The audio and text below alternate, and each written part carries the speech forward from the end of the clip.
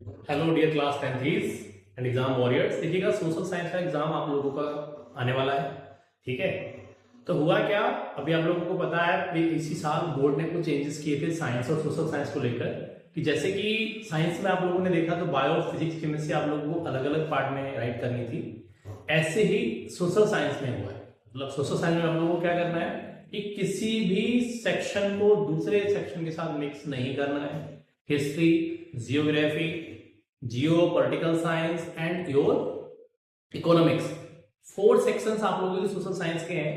तो आप 4 के 4 अलग अलग सेक्शन में करेंगे। जो बोर्ड एग्जाम हमारा है सीबीएसई, वो एग्जाम के करेक्शन की क्वालिटी को इंप्रूव करने के लिए क्या करने में लगा हुआ है कि वो अब सोच रहा है कि पर्टिकुलर इंडिविजुअल सब्जेक्ट टीचर से ही वो सेगमेंट चेक कराया जाए। ठीक है, तो अगर आप उसे किसी और दूसरे पार्ट में लिख देते हैं तो मार्किंग नहीं होगी। ये बात आपको ध्यान रखिएगा। आपके स्कूल वालों ने, आपके क्लास सब्जेक्ट टीचर्स ने आपको इंस्ट्रक्शन दिए हुए हैं। ठीक है, कैसे करना है कैसे नहीं करना, तो ध्यान रहे कोई भी पार्ट आपके आउट ऑफ सेगमेंट नहीं जाना चाहिए, आउट ऑफ सेक्शन नहीं जाना चाहिए। साइंस में कुछ बच्चे गलतियां कर रहा है कि सर ध्यान ही नहीं रहा, तो बी केयरफुल अबाउट है। मान लो चलो आपने 3 मार्क्स क्वेश्चन था, 2 मार्क्स अटेम्प्ट किया, ठीक किया, वो गलत सेक्शन में कराए तो आपको मार्किंग अलॉट नहीं होगी। तो to be very careful about that. Social science की बात चल रही है तो बेटा यहाँ पर बहुत सारी चीजें इंपोर्टेंट है। सबसे पहले इंपोर्टेंट पार्ट है, देखो अब तक आप लोगों ने पढ़ा है तो एनसीईआरटी के सिवाय कहीं और जाना नहीं है। ठीक है, अगली बात समझो, देखो मैप वाला पार्ट जो आप लोगों से पूछा जाने वाला है, अगर आप गलतियां करेंगे तो आपको मार्क्स आपके डिक्रीज हो जाएंगे, आप ये समझ लीजिए। ठीक है, जैसा कि किस बच्चे ने साइंस में क्या है ऐसा भूल कर भी सोशल साइंस में आप लोग ना करें। ठीक है, स्कोरिंग सब्जेक्ट है, बहुत अच्छे मार्क्स आप लोगों के आ सकते हैं। बी केयरफुल अबाउट क्या क्या चीजों को ध्यान रखना है। देखिए, अगर आप एग्जाम देने जा रहे हैं, देखो सबसे पहले यहां देखिए कुछ बातें मैंने आप लोगों को राइट की हुई। देखो सबसे पहला पॉइंट आप लोग यहाँ देखेंगे और समझेंगे मेरे साथ ध्यान से। एक पॉइंट समझते चलेंगे तो आपको चीजें क्लियर होती चलेंगे। आई होप सो, मेरी छोटी सी कोशिश है कि आप लोग समझ पाए। देखो कि map questions level using pencil only. ठीक है, ध्यान रखना है कि मैप क्वेश्चन जो आप लोगों को आएगा एग्जाम में, तो पेंसिल यूज करनी, पेंसिल से एंट्री फिलअप करनी है। ठीक है, कोशिश कीजिएगा कि आपका एग्जैक्ट लोकेशन मिल जाए आप लोगों को। दूसरी बात एक इंपोर्टेंट और है, मैप को आपको 4 के 4 सेगमेंट पूरा करने के बाद टाइप करना है। देखो ठीक है, map should be attached inside the answer booklet after completing all 4 section. ऐसा नहीं बीच में कहीं चिपका देना, नहीं। मैप जो है वो आपको कहां, सारे सेक्शन कंप्लीट करने के बाद लास्ट में टेस्ट करना है। Be careful about that. आपको एग्जामिनेशन सेंटर एक थ्रेड देगा, बस सप्ले ले जाने की कोशिश ना करें, उस थ्रेड से ही उसे टाई करना है।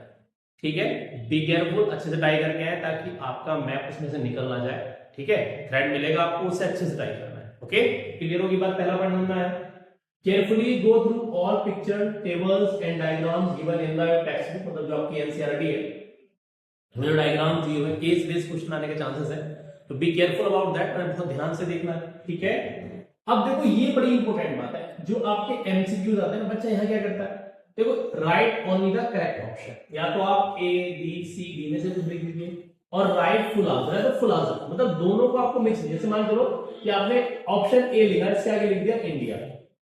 ठीक है, तो आप उसमें टाइम को खराब कर रहे हैं, टाइम को खराब करना है, एक के साथ ही जाइए।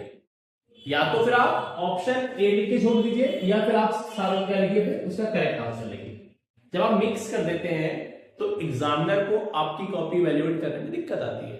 ठीक है, तो कई बार उसका बजाय प्रॉफिट मिलने का लॉस आता है। एक बात और समझिए, आपको एक्स्ट्रा लिखने के मार्क्स नहीं मिलते। Be careful about that. ऐसा नहीं है कि आप 2 वर्ड ज्यादा लिख रहे हैं तो आपको एग्जामिनर आपको 5 के लिए 5.5 नंबर दे देगा, नहीं ना। बी केयरफुल अबाउट, 1 नंबर का क्वेश्चन तो 1 ही मिलेगा। तो आप टाइम बचाइए। होता क्या, बच्चे कई बार होते हैं कि सर में टाइम नहीं बचा, टाइम आप ज्यादातर खराब कर देते हैं। इसीलिए टाइम मैनेजमेंट सिखाया जाता है, स्कूल इतने सारे एग्जाम कंडक्ट कराता है ताकि आप टाइम के मैनेजमेंट के साथ लिखना भी सीख सको। बात समझ रहे, बी केयरफुल अबाउट दैट। तो ऐसा नहीं करना है ताकि आपको कोई नुकसान हो जाए, तो इस वजह से इन चीजों को थोड़ा सा अवॉइड करेंगे। ठीक है, या तो ऑप्शन ही लिखना है या फिर उसका आंसर ही। ओके, आगे देखिए, full answer big option, right either option और full answer. Okay, attempt all question, को ये ध्यान देना है कोई भी क्वेश्चन छूटने ना पाए। ये बातें मैंने हर एग्जाम में आप लोगों को बताई है। देखिए बेटा, पेपर में क्वेश्चन को अटेम्प्ट करने के मार्क्स मिलता है, ना अटेम्प्ट करने के नहीं। कि आपने अगर कोई कॉन्सेप्ट मान लीजिए कोई नहीं किया, कोई छोड़ दिया, तो क्या होगा, आपको मार्क्स मिल जाएंगे? बिल्कुल नहीं मिलने वाले। ठीक है, मार्क्स आपको तभी मिलेंगे जब क्या होगा कि जब आपको क्या मिलेगा, क्या होगा कि जब आप सारे के सारे क्वेश्चन अटेम्प्ट करके आएंगे। So be very careful about that. Okay, आगे देखिए, answer for 2 to 5 marks questions, right in points, avoid paragraph writing. ये बात मैंने आपको पहले बताई है। देखो बस मैं आपको थोड़ी टिप्स दे रहा हूँ, ठीक है, सब्जेक्ट टीचर से बात करने के बाद। देखो मैं आपसे कह दूं कि नहीं मैं सोशल साइंस का टीचर हूं, बिल्कुल नहीं, ठीक है ना। टीचर्स जो पढ़ाते हैं उनसे टिप्स लेने के बाद मैं आप लोगों के साथ हूँ। कुछ चीजें हैं जो मेरे साथ अभी कोई बंदा मतलब ऐसा नहीं हो पाया कि मैं आपको कोई और अरेंज कर सकूँ, रैंडमली क्लास होगी, तो मैंने सोचा कुछ आपको बताया जाए। दैट्स वाई मैं सोशल साइंस का बिल्कुल टीचर नहीं, मेरा फील्ड भी नहीं है, मैं तो बायो का व्यक्ति ठहरा, साइंस स्ट्रीम का व्यक्ति हूँ, है। तो भी ऐसा नहीं है कि मैं आपसे कहता हूँ नहीं मैं बायो बहुत अच्छी पढ़ाता हूँ सोशल, बिल्कुल नहीं भाई। बस एक टिप्स है, नॉर्मल जनरल टिप्स है, बस वही मैं आप लोगों को बताने यहाँ पर आया हूँ। So be very careful about that. ऐसा बिल्कुल ना समझ लेना कि राम सोशल साइंस पढ़ाते हैं, बिल्कुल नहीं, ठीक है, क्लियर। आगे देखो, write question number exactly as given in the question paper. होता है क्या बच्चे ना, जैसे आंसर लिखा आपने, आंसर नंबर नहीं लिखा, मान लो आप 4 लिख रहे हैं तो यहाँ 4 क्लियर मेंशन होना चाहिए, ठीक है। आंसर नंबर लिखकर नीचे से लिखना स्टार्ट करो, जब आप क्वेश्चन खत्म करो फिर से एक लाइन छोड़ो, फिर नीचे से लिखना स्टार्ट करो। इससे क्या होता है कि एग्जामिनर को आंसर फाइंड आउट करने में इजी रहता है, वो आपको इजीली मार्क्स दे सकता है, देख सकता है कौन सा क्वेश्चन कहां खत्म हुआ, कहां से स्टार्ट हुआ।